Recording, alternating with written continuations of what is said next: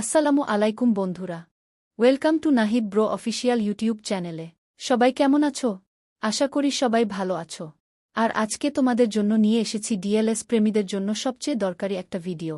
তোমরা তো জানো ডিএলএস 2026 আপডেট আসতে যাচ্ছে, আর সেই আপডেটের আগে ও পরে কি কাজ করা দরকার, কিভাবে ডেটা সেভ রাখতে হয়, কিভাবে গেমটা ঠিকভাবে আপডেট দিতে হয়, সব কিছু আমি এই ভিডিওতে ধাপে ধাপে বুঝিয়ে বলবো। তাই ভিডিওটা একদম শেষ পর্যন্ত দেখবে, কারণ একটা ছোট ভুলেই তোমার কষ্ট করে বানানো টিম, কয়েন বা ক্লাব একদম হারিয়ে যেতে পারে। দেখো, প্রথমেই বলি, আপডেট আসার আগে আমরা অনেকেই গেমটা হালকাভাবে নেই, কিন্তু আসলে এখানেই বেশি ভুল হয়ে যায়।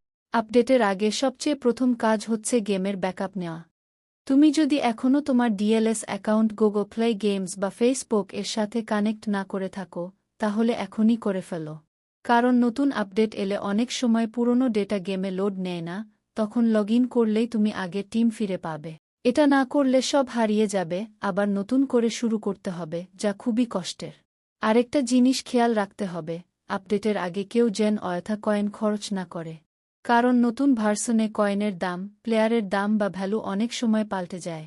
আগের ভার্সনে একটা প্লেয়ার 1000 কয়েন হলে নতুনটাতে সেটা 1500 বা তারও বেশি হতে পারে। তাই যতটা সম্ভব কয়েন, ডায়মন্ড সব সেভ করে রাখো। এখন একটা বিষয় নিয়ে একটু সতর্ক থাকা দরকার।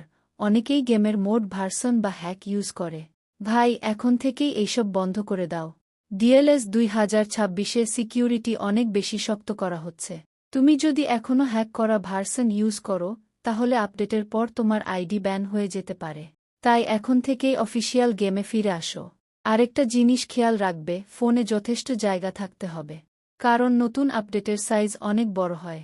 অন্তত 2 থেকে 3 গিগাবাইট খালি রাখো।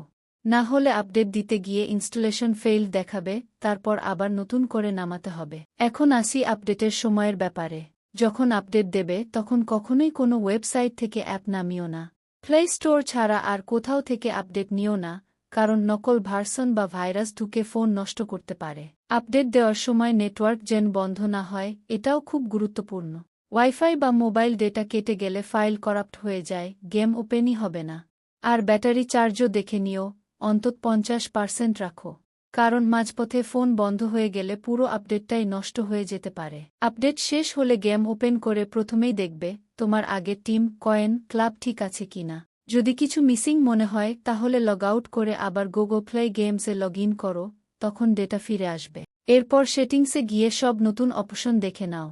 ডিএলএস 2026-এ গ্রাফিক্স, কন্ট্রোল, ট্যাকটিক্স সব জায়গায় অনেক পরিবর্তন আসবে। তাই প্রথমে বুঝে নাও কিভাবে নতুন কন্ট্রোল কাজ করে। না বুঝে খেলা শুরু করলে ভুল সেভ হয়ে পুরনো সেটিংস হারিয়ে যেতে পারে। আরেকটা কথা, আপডেটের পর অনেকেই তাড়াহুড়া করে নতুন প্লেয়ার কিনতে যায়। কিন্তু এটা করো না। আপডেটের পর প্রথম সপ্তাহে দাম অনেক বেশি থাকে। একটু সময় দাও, বাজার ঠান্ডা হলে দাম কমবে, তখন কিনে ফেলো। এতে কয়েন বাঁচবে। যদি গেমে কোনো সমস্যা দেখো, যেমন ম্যাচ লোড না হওয়া, স্ক্রিন ব্ল্যাক হয়ে যাওয়া বা ল্যাগ করা, তাহলে গেমের ভিতরেই একটা সাপোর্ট বা ফিডব্যাক অপশন থাকে, ওখান থেকে রিপোর্ট করে দাও। এতে ডেভেলপাররা বুঝতে পারবে কোথায় সমস্যা, আর পরের আপডেটে ঠিক করে দেবে। সবশেষে ভবিষ্যতের জন্য কয়েকটা কথা বলে রাখি। নিয়মিত গেমের ব্যাকআপ রাখো। হ্যাক ফাইল, মড ভার্সন এসব থেকে দূরে থাকো। আপডেট এলে রিলিজ নোট পড়ে নাও, তাতে লেখা থাকে কি নতুন এসেছে আর কি বাদ গেছে।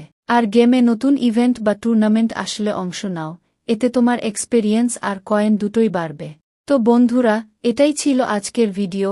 ডিএলএস 2026 আপডেট আসার আগে ও পরে কি করণীয়, কিভাবে নিরাপদে আপডেট দিতে হয়, আর কিভাবে ডেটা সেভ রাখতে হয়। আশা করি ভিডিওটা তোমাদের কাজে লাগবে। যদি ভিডিওটা ভালো লাগে একটা লাইক দিও, আর যারা ডিএলএস খেলো তাদের সাথেও শেয়ার করে দিও, যেন তারাও আপডেটের সময় কোনো ভুল না করে।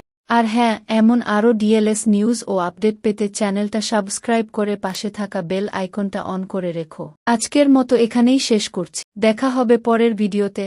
আল্লাহ হাফেজ, ভালো থেকো, আর গেম খেলো মজা করে।